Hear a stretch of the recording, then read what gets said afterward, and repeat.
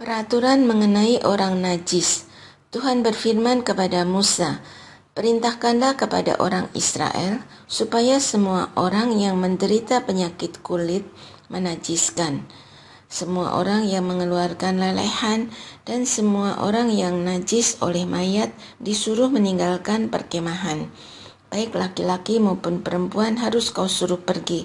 Mereka harus kau suruh pergi keluar dari perkemahan, supaya mereka jangan menajiskan tempat aku tinggal di tengah-tengah mereka." Orang Israel pun berbuat demikian. Mereka menyuruh orang-orang itu meninggalkan perkemahan. Seperti yang difirmankan Tuhan kepada Musa, demikianlah diperbuat orang Israel. Peraturan mengenai penebusan salah. Tuhan berfirman kepada Musa, "Berbicaralah kepada orang Israel. Apabila seseorang, laki-laki atau perempuan, berbuat dosa terhadap sesamanya manusia, dan karena itu berlaku tidak setia terhadap Tuhan, maka orang itu bersalah. Ia harus mengakui dosa yang telah dilakukannya itu, membayar tebusan sepenuhnya dengan menambah 1/5, lalu menyerahkannya kepada orang terhadap siapa ia bersalah.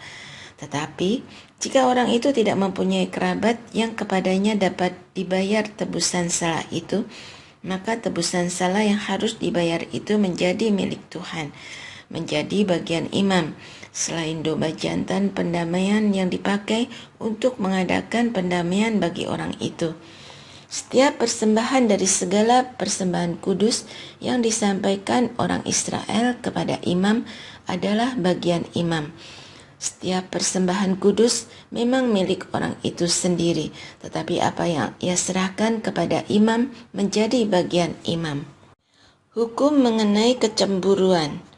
Tuhan berfirman kepada Musa, "Berbicaralah kepada orang Israel dan katakanlah kepada mereka, apabila istri seseorang berbuat serong, berlaku tidak setia terhadap suaminya, dan laki-laki lain bersetubuh dengan perempuan itu tanpa diketahui suaminya, karena perempuan itu mencemarkan dirinya secara sembunyi-sembunyi, tidak ada saksi terhadap dia, dan dia tidak tertangkap basah, tetapi kemudian rasa cemburu menguasai suami itu, sehingga ia menjadi cemburu terhadap istrinya, dan perempuan itu memang telah mencemarkan dirinya, atau rasa cemburu menguasai suami itu sehingga ia menjadi cemburu terhadap istrinya, walaupun perempuan itu tidak mencemarkan dirinya, maka orang itu harus membawa istrinya kepada imam. Orang itu juga harus membawa persembahan karena perempuan itu sebanyak 1/10 eva tepung jelai. Ia tidak boleh menuangkan minyak ke atasnya maupun membubuhinya dengan kemenyan, karena kurban itu ialah kurban sajian kecemburuan, suatu kurban peringatan yang mengingatkan orang akan kedurjanaan. Imam harus menyuruh perempuan itu mendekat dan menghadapkannya kepada Tuhan. Lalu imam harus membawa air kudus dalam suatu tempayan tanah, mengambil debu yang ada di lantai kemah suci dan membubuhkannya ke dalam air itu. Sesudah imam menghadapkan perempuan itu kepada Tuhan, ia harus menguraikan rambut perempuan itu. Lalu ia meletakkan kurban peringatan, kurban sajian kecemburuan itu ke telapak tangan perempuan itu. Sedang di tangan imam harus ada air pahit yang mendatangkan kutuk.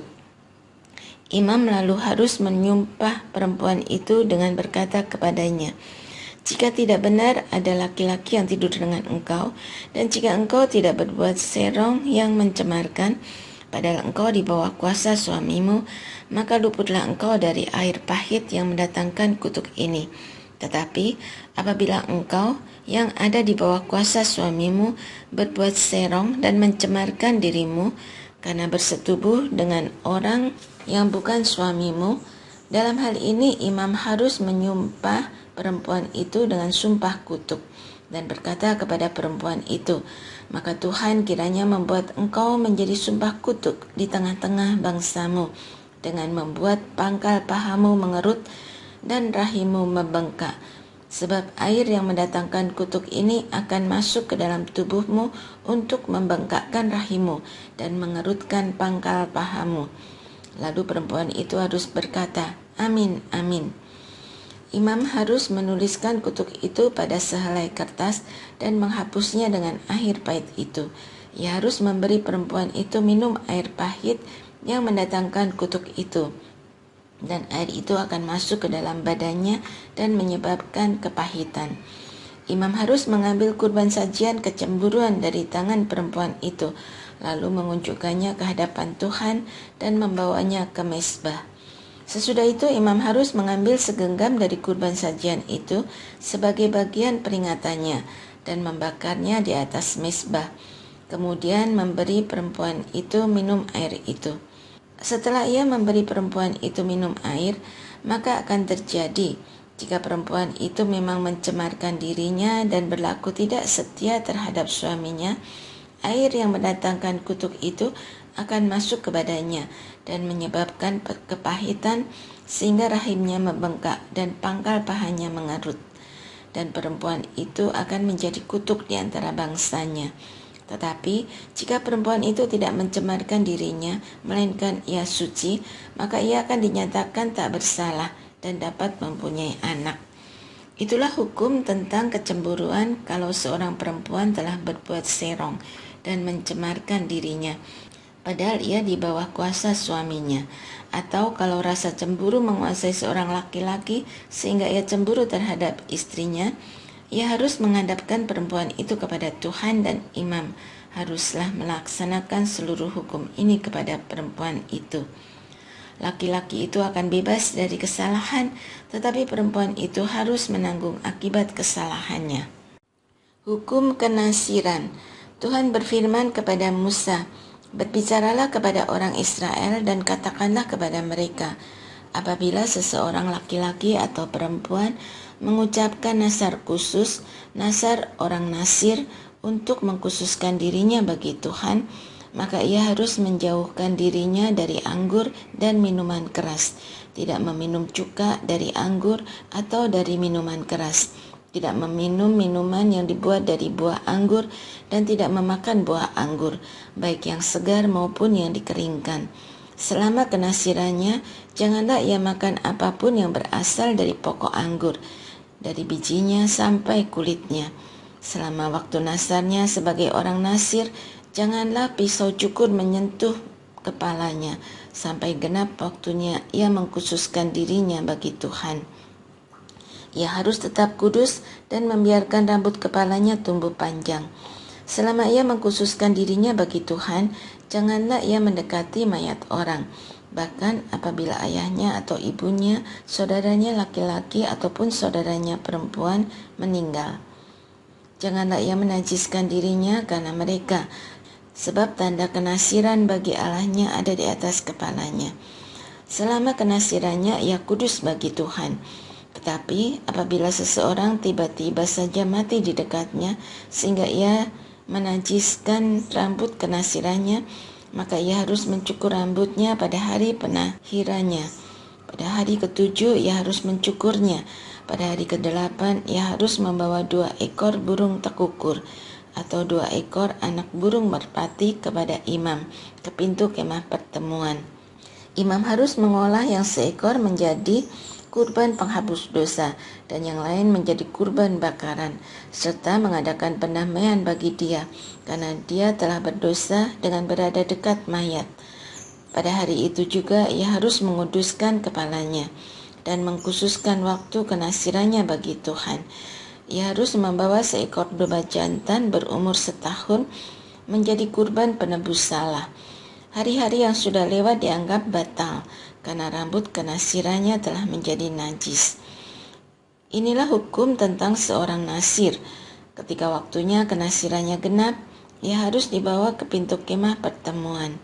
Ia harus mempersembahkan sebagai persembahannya kepada Tuhan seekor domba jantan berumur setahun yang tak bercela untuk kurban bakaran, dan seekor domba betina berumur setahun yang tidak bercela untuk kurban penghapus dosa, dan seekor domba jantan yang tak bercela untuk kurban keselamatan.